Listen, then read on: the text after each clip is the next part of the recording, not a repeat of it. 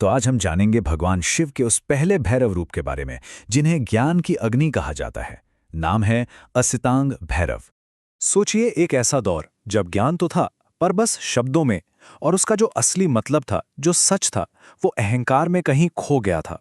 और तभी जरूरत पड़ी ज्ञान की एक नई अग्नि की। तो आखिर ऐसा क्या हो रहा था?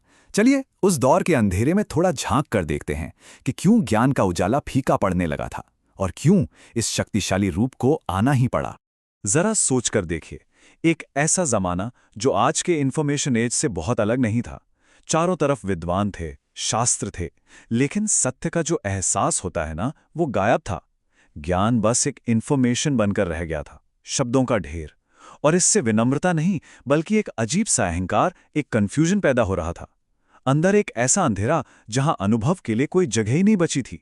लेकिन कहते हैं ना, जब अंधेरा बहुत गहरा हो जाता है तो रोशनी की एक किरण जरूर निकलती है। और बस यहीं से शुरू होती है कहानी असितांग भैरव के प्रकट होने की। और ये कोई मामूली घटना नहीं थी। नहीं, ये तो समझिए एक कॉस्मिक इंटरवेंशन था, एक ब्रह्मांडीय चेतना का जवाब, जिसने जन्म दिया पहले भैरव रूप को। वो रूप जो सीधे शिव के गहरे ध्यान से पैदा हुआ था। उनके नाम में ही ना उनका पूरा सार छिपा है। असितांग, असित मतलब गहरा नीला और अंग मतलब शरीर।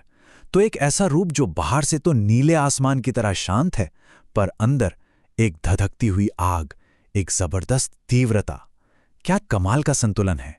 उन्हें पूर्व दिशा का संरक्षक माना जाता है, वही दिशा जहां से प्रकाश की शुरुआत होती है। 8 भैरवों की जो पूरी श्रृंखला है, ये उसके पहले अध्याय हैं। शांति और गहराई की एक जीती जागती मिसाल। अच्छा, अब जरा उनके रूप को समझते हैं।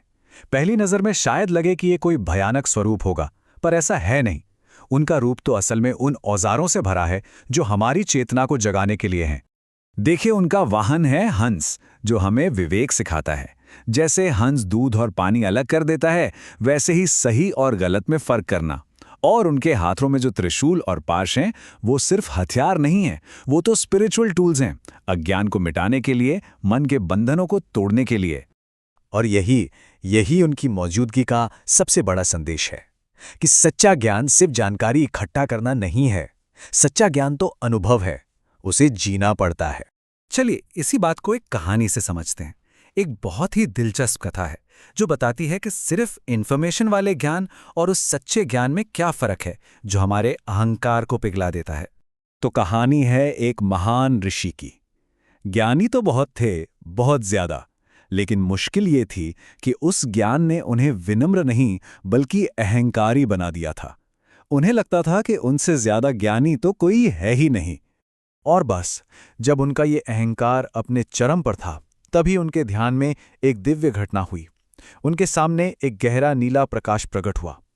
ये और कोई नहीं, असितांग थे, जो उनके अंदर की सच्चाई को जगाने आए थे। और उन ऋषि से बस सिर्फ एक सवाल पूछा गया, लेकिन वो सवाल इतना गहरा था कि उसने उनके सारे ज्ञान को चुनौती दे दी। सवाल था, सच्चा ज्ञान क्या है? उन्होंने जो कुछ भी पढ़ा था, जो कुछ भी सीखा था, सब कुछ इस एक सीधे से सवाल के आगे बौना पड़ गया। और फिर जो जवाब मिला, वो उस कहानी का सबसे पावरफुल मोमेंट है। असितांग ने कहा, ज्ञान वो नहीं जो श्रेष्ठ होने का एहसास कराए, ज्ञान तो वो है जो मैं को ही मिटा दे। इन शब्दों ने ऋषि के अहंकार को राख कर दिया।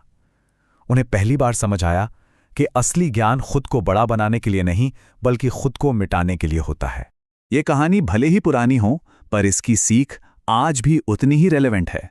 तो चलिए अब ये देखते हैं कि ये जो भीतर के प्रकाश की बात हो रही है, ये असल में काम कैसे करता है।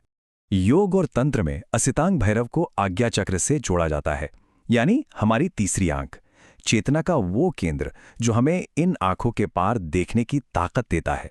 और उनका जो नीला रंग है ना, वो इसी इनर विजन, इसी अंतर्ज्ञान का प्रतीक है।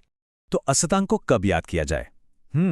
जब भी कभी बहुत कंफ्यूजन हो, या कोई मुश्किल फैसला लेना हो, या जब जानकारी तो बहुत हो पर कोई क्लैरिटी ना मिल रही हो। ऐसे में उनकी ऊर्जा को याद करना विवेक और स्पष्टता पाने में मदद कर सकता है। और एक बात समझनी बहुत जरूरी है, भैरव का नाम सुनते ही एक उग्र छवि मन में आती है, राइट? लेकिन असितांग का मकसद डराना नहीं बल्कि जगाना है, हमारी सोई हुई चेतना को बहुत धीरे से जगाना। आखिर में बात तो यही है कि ये पूरी यात्रा बाहर की है ही नहीं, ये तो अंदर की है। वो जो नीली लौ है, ज्ञान की वो जो अग्नि है, वो हम सब के अंदर पहले से मौजूद है, बस उसे पहचानने की देर है। तो ये सवाल सिर्फ सुनने के लिए नहीं है, ये सोचने के लिए है कि कैसे कोई भी अपने जीवन में सिर्फ इन्फॉर्मेशन के ढेर से आगे बढ़कर सच्चे अनुभव और विवेक की उस अग्नि को जला सकता है।